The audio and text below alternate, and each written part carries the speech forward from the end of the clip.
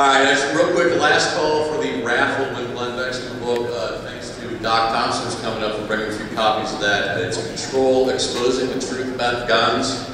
Proceeds going to go to help, oh yeah, K. Carl Smith and his work he does with the Frederick Douglass Republicans. So please buy a raffle ticket and help him win a copy of that book. Right there. Here they are, right there. How much does the raffle cost? $1 each, 6 to 5. So, should be around.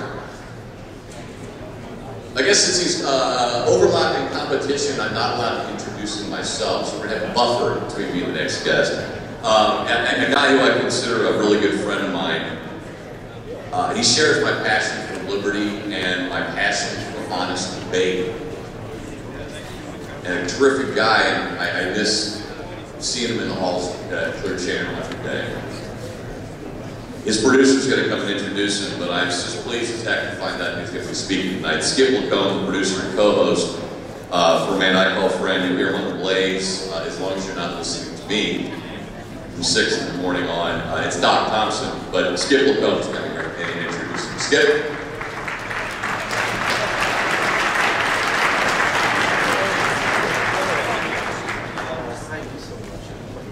Hi folks, how's everyone doing? Better than that. How's everybody doing? This may help out a bit too. We are getting word now that the second suspect in the bombing, in the Boston bombing, has been pinned down in a boat in the backyard of somebody to believe he is dead. That's all I'm raising right now, so very good news. If you guys don't know me, I'm Skip Lacombe. I'm Doc's producer. I've been working with him for about a year and a half. We're on the Blaze Radio Network now, up and down the tile. Thank you, Glenn Bexton, Blaze Radio Network. I just want to speak to you real quickly before I introduce talk about liberty, personal freedom, personal responsibility. I tell the story of Doc too. Doc, for a long time, was a big fan of smoking bans. He thought smoking bans were a good thing.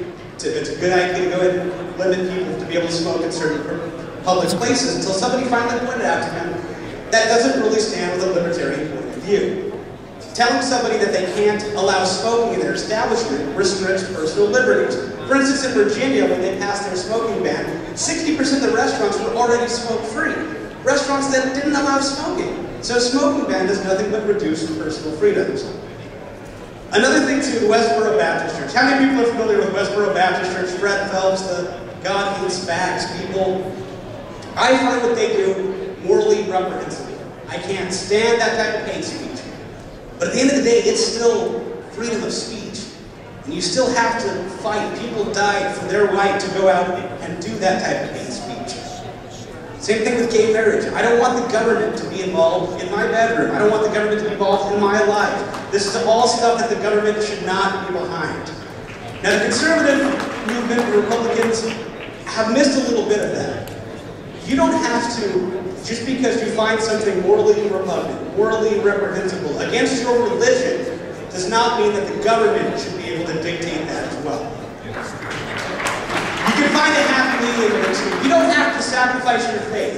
You don't have to sacrifice your beliefs, but the government should not be telling you what's right and wrong for that. Now, I don't want to take any more of Doc's time. I only have a couple of minutes, but without further ado, for the Blaze Radio Network, Doc Thompson, ladies and gentlemen.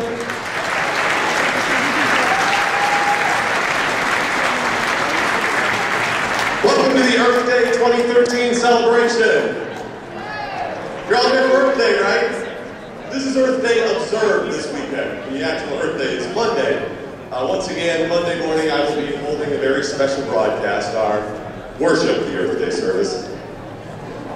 Because I believe there's a lot of people out there that enjoy the green movement that see it as a religion. It's become a cult. Where they've gone from being reasonable, like you and I would say, of course you want clean air and water, to you've got to worship Mother Earth. So Monday morning at 8 a.m. on the Blaze Radio Network, I will hold that service. I hope you will listen and join me. We'll be taking your ecological sins. You can call in and confess them. I will give you penance, of course, so you can make amends. Those are just some of the types of things I like to do. I like to make a point with humor, do some different things. Sure, I get angry. Sure, I tell you the serious stuff. I cover all of that. But I like to do it with humor because I think it reaches a different audience. I think it reaches a younger audience too. That's what I want to talk to you about tonight. K. Carl Smith kind of touched on this. Where do we go from here? How do we achieve more than we're achieving now? I gotta give you credit. You've done so much in the last few years. You've gotten out, you've made those calls, you've written those letters, you've educated yourself, you've told other people. Do you know how many rallies, meetings, expos like this that I've been around the country? Countless, all over America. People are out there doing the work, but you probably feel a little lost. You're not making enough headway. Well, some of it's always going to be about that because those nutcases are still in charge. It's going to take time. But we have to find out where we go from here, and that is reaching the younger audience. Part of the reason we got here is by not reaching the younger audience. We conceded humor, Hollywood, comedy, entertainment, everything to those nutcases while you and I were sitting on our butts watching TV eating donuts. That's what we've done for the last 20 or so years.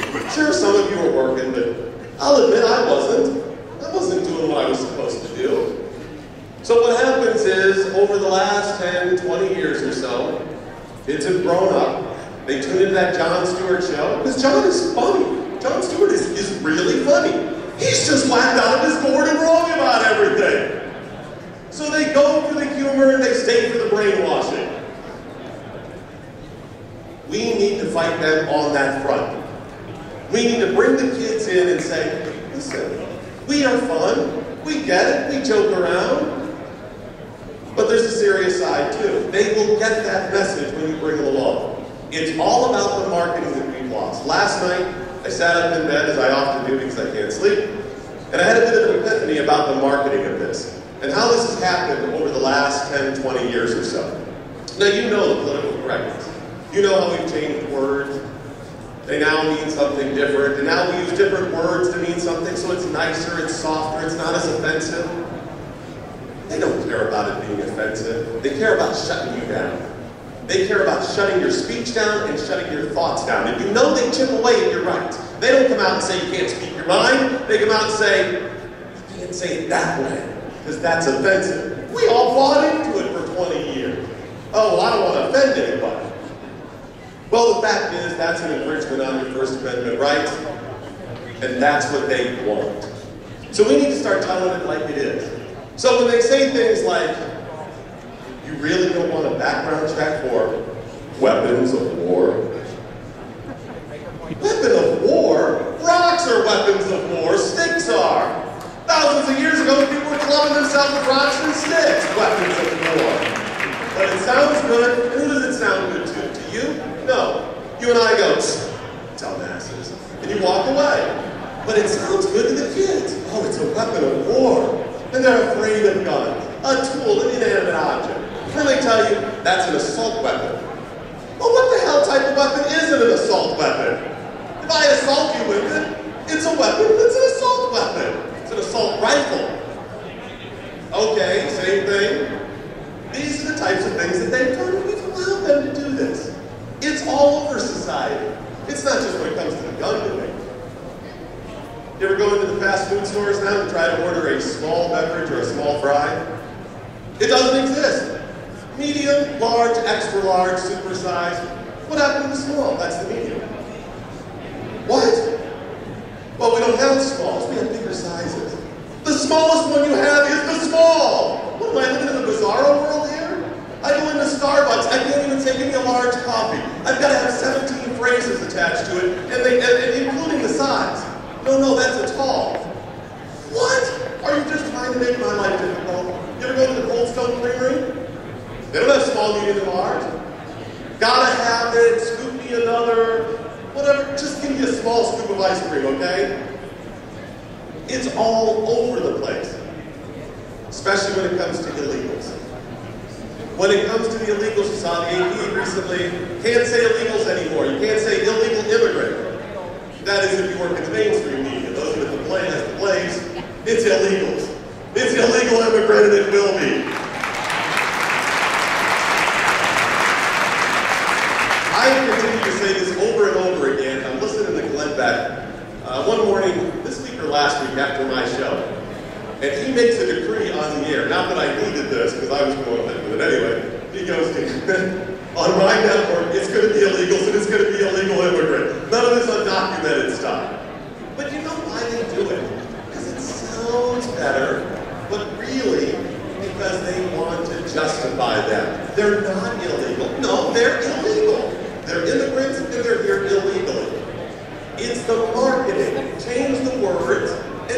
changing the acceptance level of people's mind, especially young people. That's what they want. We have, as Skip mentioned, the suspect, it looks like he's probably dead in Boston. They got the guy, in a boat in the backyard. Apparently he didn't realize that thing was going water, but he was hiding out in the boat in the backyard. It looks at this point like they shot the hell out of it. There were explosions, bombs going off, and they have yet to confirm it. They're waiting because they think there could be other bombs on board. But I bring that up because in the middle of the whole gun debate, it's ironic that we have an explosion that the gun nuts didn't mention at all, that he killed 3 people, wounded almost 200, 186 I think the last count was, blew people's legs off, still others could die and they did it in the blink of an eye. Faster than even with the gun, because that's what they always say. Doc, guns kill faster than knives, so I'm not worried about knives. Guns kill really fast. So what about the bomb? They didn't bring any of that up, did they? They don't bring up Oklahoma City. Oh, they love to bring up Oklahoma City when there's a bombing to say, it could be like Tim McVeigh, one of those white right-wing guys, right? But they didn't bring it up when it came to the gun debate. He killed 168 people, including 19 children. Where are their families? Where are they? You don't see the president bringing them out and saying, look what a bomb does, so we need bomb control. Look what you can do in the back of a Ryder truck, we need Ryder truck control. We're not talking about that. But specifically, I want to talk about the Boston bombing suspects because these are people who immigrated to America. Ironically, in addition to a gun debate, we're having an immigration debate because the Gang of 8 got together and have crafted a little bill, an insidious little bill that is going to make anywhere from 12 to 25 million people legal residents. I would think today, while we're watching these immigrants, these people who immigrated here, supposedly love America, the suspect that looks like was just killed, became a citizen last September 11th, that we might want to know who's coming into the country. We might want to know a little bit about those people before we say, you can all stay. If you had somebody over at your house, would you say, I don't know anything about you, come on in and stay. In fact, eat what you want in the fridge. In fact, you know what, I'm going to pay you to come in. No, you want to know who's there. That's what they should be discussing. So the way forward is to market when we challenge these ideas. You got the Gang of 8 in D.C., we need to take it to them. We can shut them down. Comes to the marketing. Over the years, they have changed as illegal to undocumented, as I said. But they've also changed a couple of other things. And this happened years ago. Years ago, when you and I said, wait a minute, all those people that come in, where are they going to work? Now, I fiercely support legal immigration because I know eventually when we bring a lot of people in, there will be jobs for them. It just takes time. When they move here, they buy more cheeseburgers, they buy more houses and cars and other things. And eventually, those factories and restaurants and whatever have to turn those products out, so they need to hire more people. It's a cycle, but it takes a little time to catch up. That's the reason we have a controlled immigration system, to make sure that we can incorporate them into the system without there being too many hiccups. Also for security. So when you and I said, what about all the jobs? Where are they going to work? They said, oh, that's not working for us. You know what? They're doing jobs Americans won't do. That's one of their marketing phrases. You've probably heard that over the last 5, 6, 10 years. Because years ago, when we objected to the jobs they may take, they said, they're doing jobs Americans won't do. What an asinine statement. We've got how many millions of people unemployed and there's jobs Americans won't do? We got people begging for jobs out there. Those specific jobs they won't do. You realize how arrogant that is? A job you won't do? From the people on the left that keep screaming for jobs? The people on the left that keep telling us how much the rest of the world hates us because of our abundance and our affluence? We're too arrogant and they're saying there's jobs we won't do? Part of the marketing of it. This is what they put on when they fail. When they fail, they go back and change the words, make it softer and nicer, meet the objections that you and I have had with things like jobs Americans won't do. One of the other things you said, I say, why don't we just, here's a suggestion of the immigration system. How about we deport them? We can do that. Can't do that. How are you going to pay for it? Number one. How are we going to pay for it? And that evolved into just this acceptance in the media of saying, well, we can't deport all of them. Why the hell can't we deport them? We do anything we want. Oh, logistically, Doc, and financially. Let me lay this number out. Last couple of weeks, some information came out about the number of illegals that are incarcerated for committing felonies. They average around 34,000 in custody at any given moment. The Department of Homeland Security said the cost is anywhere from, I think it was $120 to $150 per illegal per day. Let's take the low number, 120,000. That's billions of dollars a year that we're paying just to incarcerate those 34,000. If you buy a plane ticket from New York all the way back to Mexico City or wherever the hell they're from, it's a couple of $100. You can ship them and every millions of illegals out of the country for that. We pay for it in 2 years. It's easy, the money's there. They're willing to spend it on everything else. But what do they say? Well, you can afford them all. They just float that out there as part of the marketing. It's all around us with that. Listen to those little words that they put out there in these arguments. Any of the arguments you have, they just say it like it's fact. So here's what we have to do. We have to start approaching all of these issues the same way. We have to start thinking of the marketing phrases and the objections that they are going to have. Then we all get on the same page. The campaign I started this morning on the air. And if I had had any more times than I got it last night, I probably would have had shirts and whatnot made. I'm serious, I told Skip that you need to go out and make them, we had to get this done. The main thing that everybody's concerned about in America is, remember, we're preaching to the choir. We're all on the same page. We've got to get some of those other people behind some of these causes. That's what the nuts and the left do, by those little marketing phrases. So what we have to do is go after what they really care about. Number one thing people care about right now in America, the economy and jobs. Across the board. The president came out and said, 90% of Americans, they supported this gun legislation. Okay, well, first of all, that was skewed. They didn't actually support it. It was 90% of Americans supported keeping guns out of the hands of criminals and mentally ill people. A little different from 90% support background checks.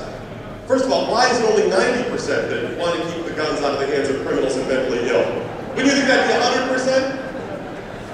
Although I guess you got to factor in the criminals and the mentally ill, right? You got to factor them into it. Which, based on the number of people on the left mentally ill, that number should be much higher, like 50% then. Anyway, very good. So as he's talking about that, I actually did the research. I said, wait a minute. If you look at what people care about, what issues DC should be working on, gun control, any type of gun legislation, is down into the single digits. Like 4% of Americans say that's an issue they ought to be working on. 4%, yeah, they're working on it. Because of course, that's agenda. Top of the list, economy and jobs. So we approach the immigration issue that they're working on right now with jobs, which is true. And my campaign is jobs, not amnesty. Jobs, not amnesty. Damn it, DC, we want jobs, not amnesty. That's the campaign. Those are the type of marketing phrases we need to put out there. So please do me a favor, try to incorporate that into the conversation that friends and family, online, Facebook, wherever you are. Jobs, not amnesty. In fact, if you're on Twitter, use that as a hashtag. I started it. We can stop this with that marketing phrase. They can't stop that. They cannot battle against jobs. I'll tell you what. Even Marco Rubio, who started spinning. Oh, Marco. Let me side note here on Marco Rubio. God bless the man. I was so excited for Marco Rubio, and then the immigration thing popped up. And you probably heard a statement years ago where he was right on track. And now we can't allow those illegals to stay here because that's amnesty. They deport them. But I started thinking, what has happened to Marco Rubio? And I figured it out. John McCain got to him. John McCain, the Emperor of the Senate, got to him. Marco Rubio, something dark side. Marco Rubio, he will join the dark force. I think that's what happened. He's been sucked over to that side right now. It's really frustrating when I hear Marco Rubio and the others talk about this stuff. We can stop it with jobs, not amnesty. We must put that in there. Tweet them, send the emails out and get jobs not in. There's no defense to that they can come up with. well, wait a minute, John. These people will be doing jobs Americans won't do. I already told you the argument against that. Wait a minute, there's plenty of Americans out of work. You're right, when you think about this, jobs not in the state, how are we going to, they can't back. What are they going to say to that? Oh, it's not amnesty, Doc. It's not amnesty? When did amnesty simply mean making someone a citizen? That's not the meaning of the word amnesty. Amnesty is a forgiveness of a crime.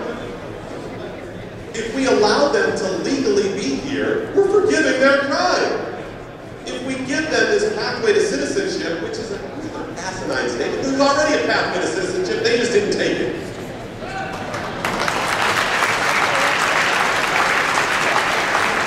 If we give them legal residence, which is what that is, Marco Rubio last week on all the shows on Fox and NBC and everybody else said, no, we're not giving them anything. We're demanding all of this, they can't buy, making all this. No, we are giving them legal residence. And they will benefit from everything America has to offer while they're here. You know how I know they will? Because they wouldn't be here. They wouldn't want to be here if they didn't. That's common sense. So they're not going to benefit in any way, Marco. No, they're not going to get anything. Then why the hell are they here?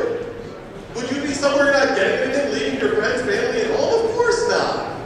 They're getting legal residence. That's amnesty. We are forgiving their crime of being here and trespassing and being foreign invaders by allowing them to stay and not deporting them. The president started his amnesty plan by allowing them to be here.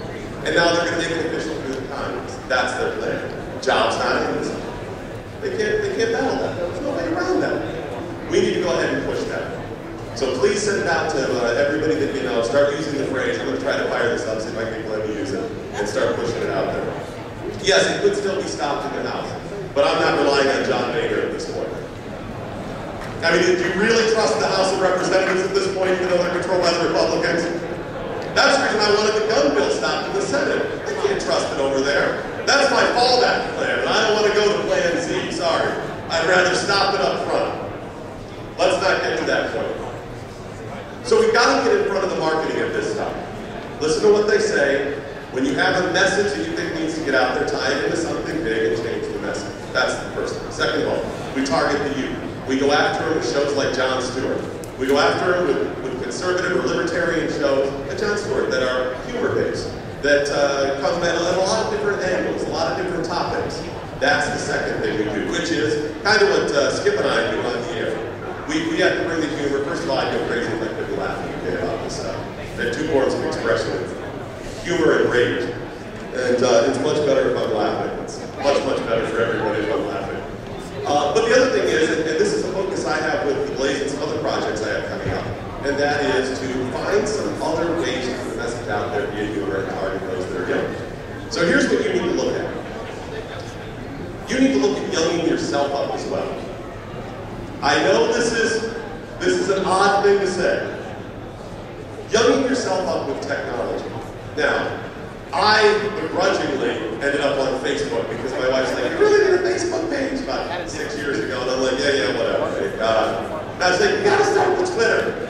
And it turns out she was right and I started doing it. I finally, as of yesterday, or last week, I had one of those, the big military phones like this, you know. I finally got an iPhone, I started tweeting. Do yourself a favor, get the smartphone, start tweeting. It is the next meeting.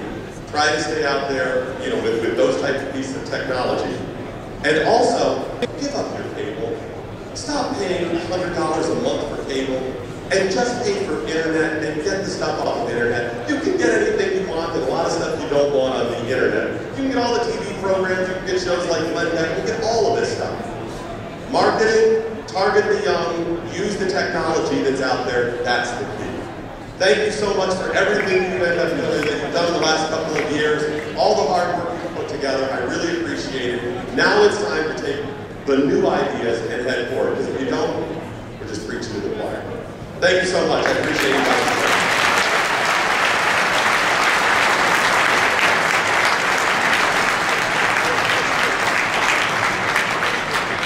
All right. One more. Congratulations, Doctor. Excellent job as always. Next guest, head of the program.